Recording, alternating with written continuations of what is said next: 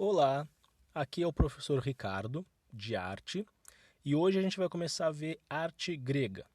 Como eu já tinha falado para vocês, o que a gente estudou este ano foi o Renascimento. O Renascimento, inclusive, ele recebe esse nome de Renascimento porque é o renascimento da cultura grega antiga. Ou seja, se a gente analisar a linha do tempo, a gente tem a Grécia Antiga, ali antes de Cristo, né?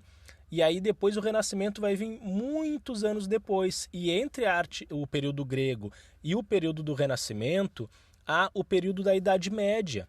Então, por isso que há essa necessidade de renascer, de nascer de novo, a cultura grega antiga, porque ela se perde na Idade Média.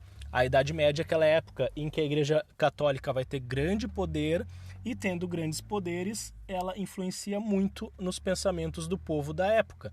Então, na Idade Média, começa a ter um pensamento muito mais religioso do que como era na Grécia Antiga.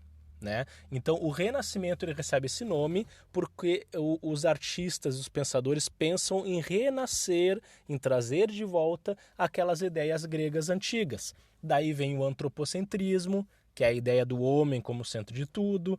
Daí vem a busca pela perfeição na representação do corpo humano. Daí vem a força das invenções, da colonização dos países, tudo por influência de alguns pensamentos gregos antigos, que o principal deles é valorizar muito o ser humano e a inteligência do ser humano, ok? Então vamos ver agora a arte grega, como é que ela aconteceu.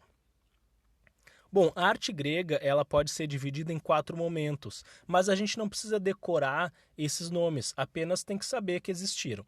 Então a gente vai ter o período homérico, o período arcaico, o período clássico e o período helenístico.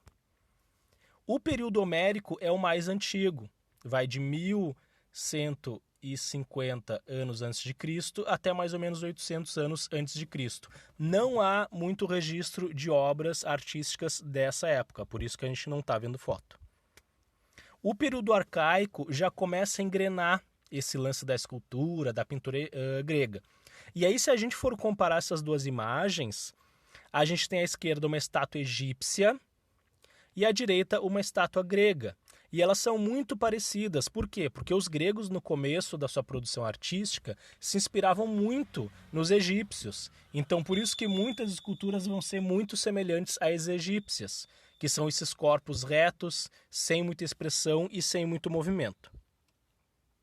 Aqui mais alguns exemplos de obras gregas do período arcaico, que é o primeiro, né, das artes assim, muito simples, sem muito detalhe, sem muita emoção nas figuras.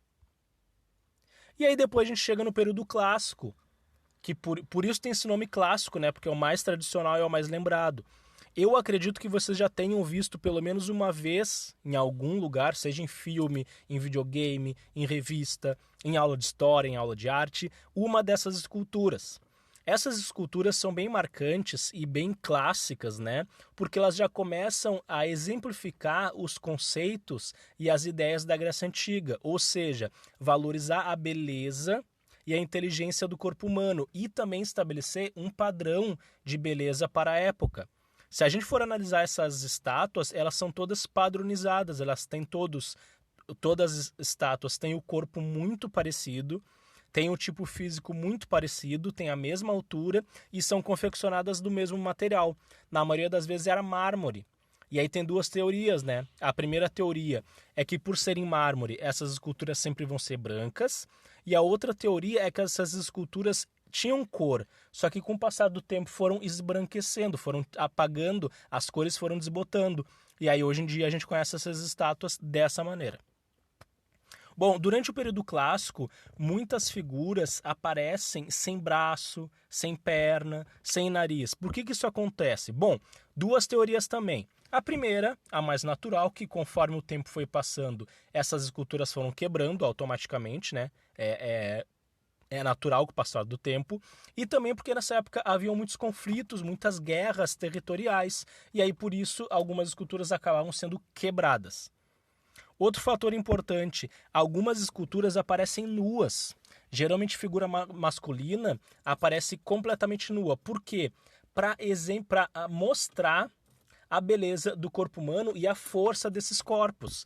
Claro, volto a dizer, esse corpo ele era idealizado. Não vamos pensar que na Grécia Antiga não tinha gente gorda, não tinha gente magra, não tinha gente muito alta, não tinha gente muito baixa. Sempre existiu isso, né, no mundo. Só que o que acontece? Eles tentavam representar um padrão de corpo humano, que é aquele padrão de beleza grego.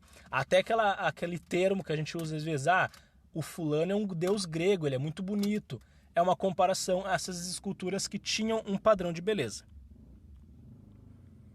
Aqui a gente tem a figura do Discóbulo, representando o esporte, né? Inclusive, curiosidade, as Olimpíadas começam numa ideia grega antiga, né? Aqui mais algumas esculturas representando mitologia clássica grega. O que é mitologia? Mitologia é um conjunto de histórias que são inventadas, né? São mitos, são lendas sobre deuses gregos. Eles tinham muitos deuses, eles eram politeístas, eles acreditavam em vários deuses. E aí a gente vai ter também as arquiteturas, né? Os prédios construídos pelos gregos, e esses templos sagrados, eles eram erguidos em homenagem a deusas e deuses. Por exemplo, esse aqui chamado de Partenon, ele foi construído em dedicação à deusa Atena. Depois, por último, a gente vai ter o período helenístico. O período helenístico, ele é o último período da cultura grega antiga, né? Ele até vai acabar ali mais ou menos 30 anos antes do nascimento de Cristo. E o que acontece? As esculturas e a arquitetura helenística, ela é muito mais desenvolvida do que a clássica. A clássica já aparecia a expressão do corpo humano, emoção, movimento. Só que agora na helenística é muito mais dramática a figura. Olhem essa figura de Laconte e seus filhos, que é a mitologia grega. A gente pode ver o desespero no rosto do primeiro personagem. Os que estão na volta também têm muito movimento, tem muita expressão facial. Aqui outras esculturas do período helenístico, muito drama, né? Inclusive o teatro, que é uma coisa bem de expressão, bem dramática, vem da Grécia Antiga. Então vejam como a Grécia Antiga é muito importante para a nossa sociedade atual. E é isso, pessoal. Então lembrem, o Renascimento, que é o que a gente estudou, que é depois de Cristo, lá 1500 mais ou menos, ele é inspirado nas esculturas gregas. Por isso que muitas pinturas renascentistas vão fazer referência à mitologia clássica.